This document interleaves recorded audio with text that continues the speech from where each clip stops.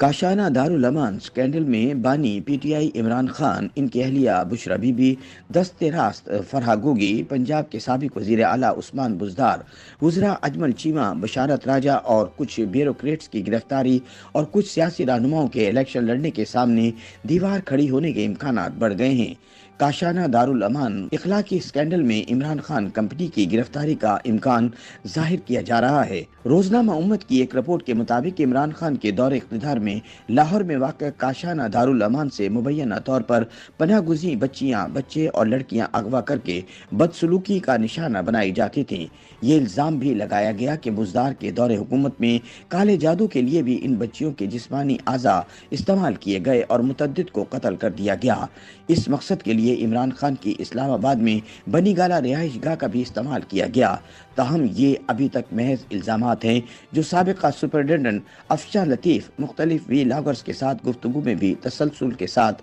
لگا رہی ہیں۔ اصل سچائی اور تحقیقات کے بعد ہی سامنے آ سکتی ہے۔ افشاں لطیف کا دعویٰ ہے کہ اس معاملے کو دبانے کے لیے پنجاب اسمبلی جیسے اعلیٰ آئینی ادارے اور وزیر اعلیٰ معائنہ ٹیم کا استعمال بھی کیا گیا تھا، جبکہ اس اسکینڈل میں مبینہ ملزم سرکاری افسروں اور عملے کے خلاف کارروائی کے بجائے انہیں ترقیاں دی گئیں۔ ذرائع کے مطابق اس اسکینڈل کی تحقیقات کے لیے آئندہ کچھ روز میں JIT بنائی جا رہی ہے، جس کا حکم وزیر اعلیٰ کو ان واقعات کی تحقیقات کے لیے لکھے گئے ایک خط کے بعد دیا گیا تھا۔ یہ خط عمران خان کی وزارت عظمیٰ کے دوران اسکینڈل منظر عام پر لانے والی پنجاب سوشل ویلفیئر کی افسر اور کاشانہ ویلفیئر ہوم کی سپرنٹینڈنٹ افشاں لطیف نے لکھا تھا۔ واضح رہے کہ افشاں لطیف کو یہ اسکینڈل منظر عام پر لانے کی پاداش میں جیل میں بند کیا گیا تھا اور افشاں لطیف کے بقول انہیں خاموش کرانے کے لیے خود بشرا بی بی نے ٹیلی فون پر پہلے پرکشش پیشکش کی، پھر دھمکیاں بھی دی تھیں اور پھر مبینہ طور پر بلیک میل کرنے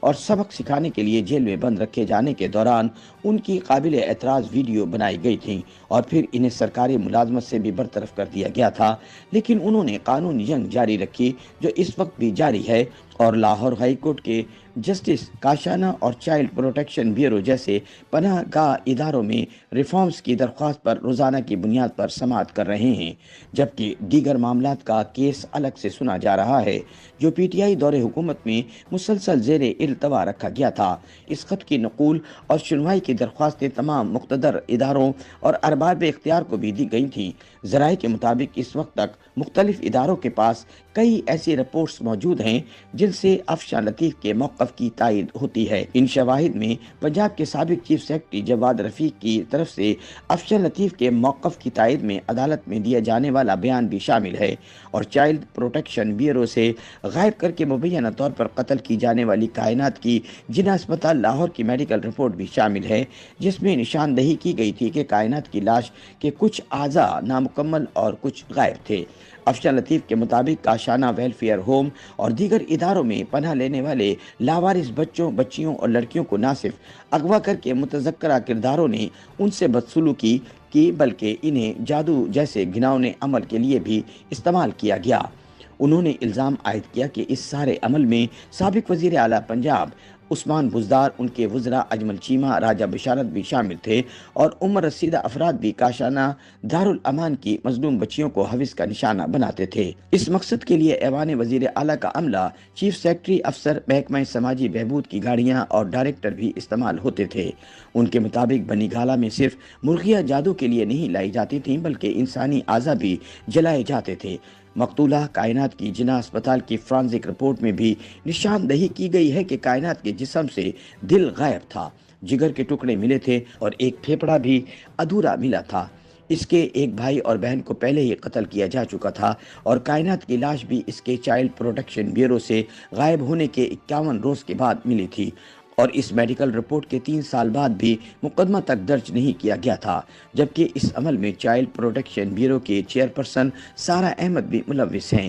سارہ احمد کے بارے میں بتایا جاتا ہے کہ PTI دور کے وزیر دفاع پرویز خٹک کی منظور نظر ہونے کی بنا پر چیئرپرسن مقرر کی گئی تھیں اور ابھی تک اسی وجہ سے ہی بطور چیئرپرسن فرائض انجام دے رہی ہیں۔ لیکن child protection and welfare bureau کی چیئرپرسن سارہ احمد نے ان الزامات کی نفی کرتے ہوئے بتایا ہے کہ کائنات کبھی بھی ان کے ادارے کی تحویل میں نہیں رہی اور نہ ہی اس معاملے میں ان کا کوئی تعلق یا واسطہ ہے۔ جہاں تک پرویز خٹک کی منظور نظر یا سفارشی ہونے کی بات ہے تو یہ بھی درست نہیں۔ مجھے میرے کام کی وجہ سے رکھا گیا اور عالمی اداروں کی طرف سے اسی کام کی بنا پر ایوارڈ دیا گیا۔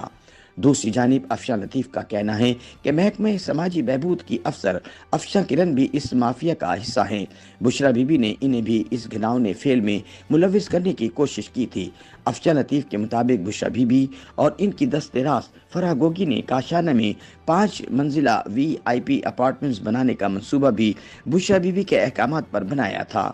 جہاں بشرا بی بی کے بھیجے گئے طاقتور با اثر عمر رسیدہ افراد محفلیں سجاتے تھے۔